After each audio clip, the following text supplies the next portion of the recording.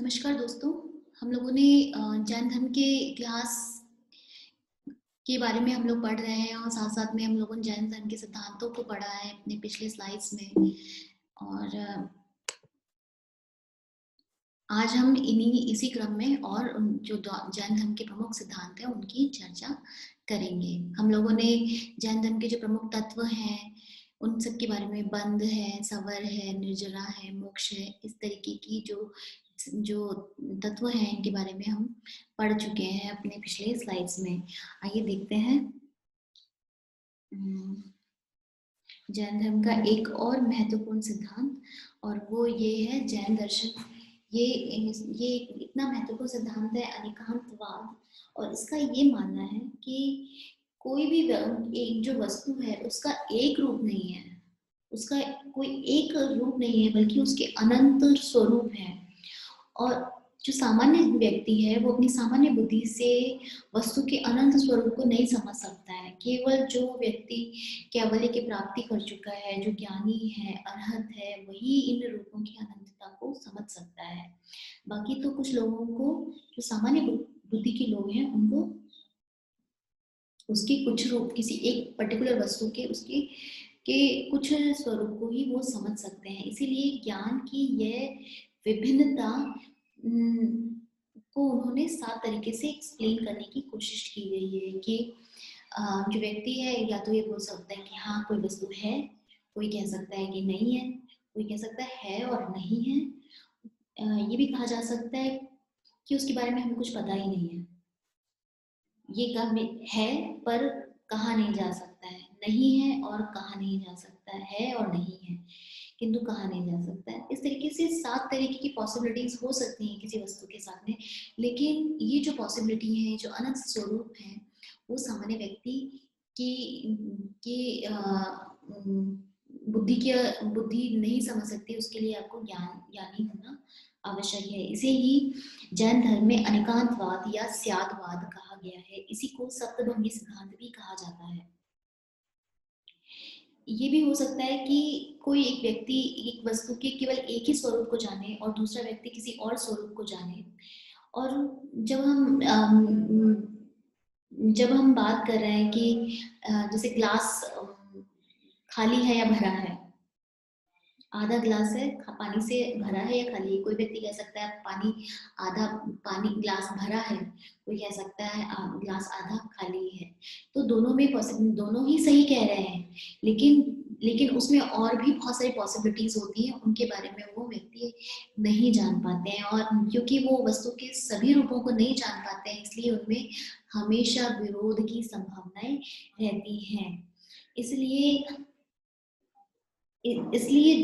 जरूरी नहीं है जैसा दिखता है वो ही सही है। हमें हमेशा पॉसिबिलिटीज को मानना चाहिए, और जब तक हम पॉसिबिलिटीज को एक्सेप्ट करेंगे कि हम जिस वस्तु के बारे में नहीं जानते पूरी तरीके से, उसके बारे में हमको बहुत अधिक बहस नहीं करनी चाहिए। और वस्तु के स्वरूप की जो पॉसिबिलिटीज है उनको मानना चाहिए।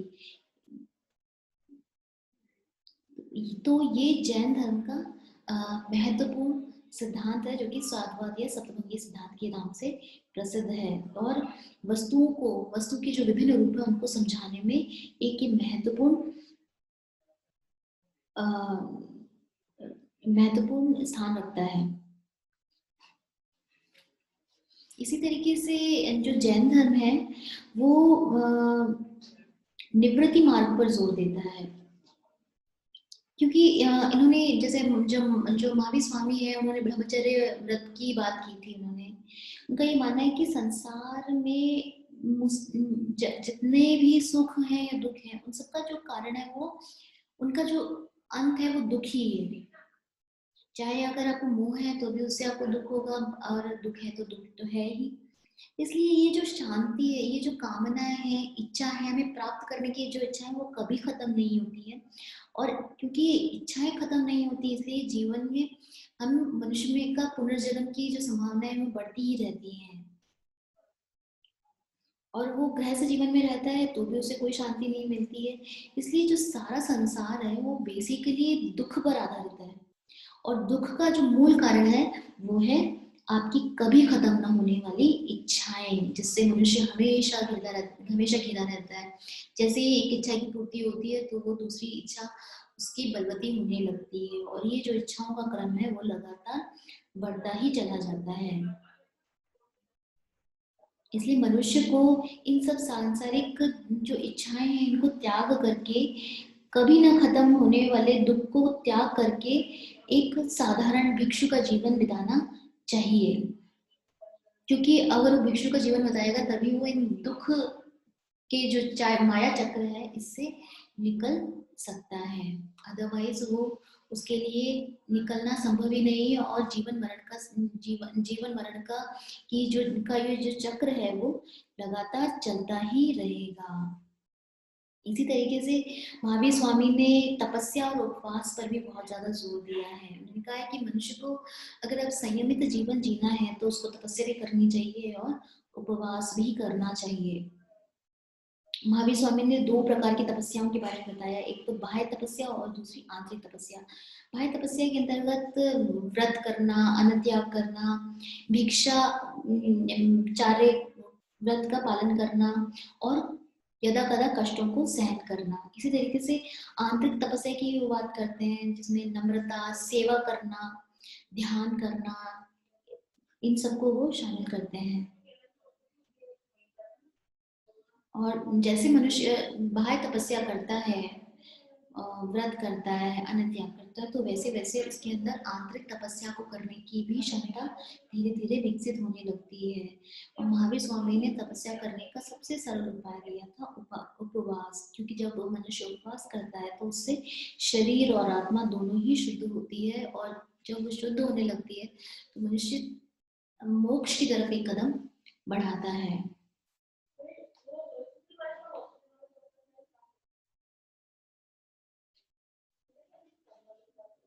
इसके अतिरिक्त जैन धर्म में 5 व्रतों के साथ में, जैसे हमने जो महाव्रत पढ़े हैं, इसके अतिरिक्त उन्होंने शीलों की 7 शील की भी चर्चा की है। 7 शीलों के बारे में भी उन्होंने बताया है और कहा है कि इन 7 शीलों का भी पालन किया जाना चाहिए, जिनमें दिग्व्रत यानी कि अपनी क्रियाओं को विशिष्ट दिशाओं में सीमित कर लेना, देशव्रत अपना कार्य कुछ विशेष देशों तक सीमित करना, अनर्थ दंडव्रत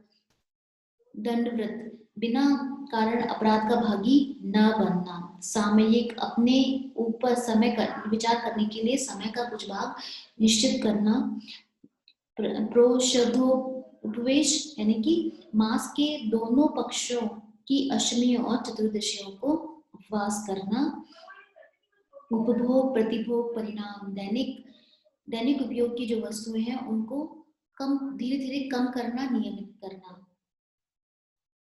अतिथि संविभाग घर आए जो साधु हैं उनको भोजन कराने के बाद में ही भोजन करना, और जैन धर्म के अनुसार गृहस्थ अनुयायियों के लिए इन शीलों का पालन करना आवश्यक है।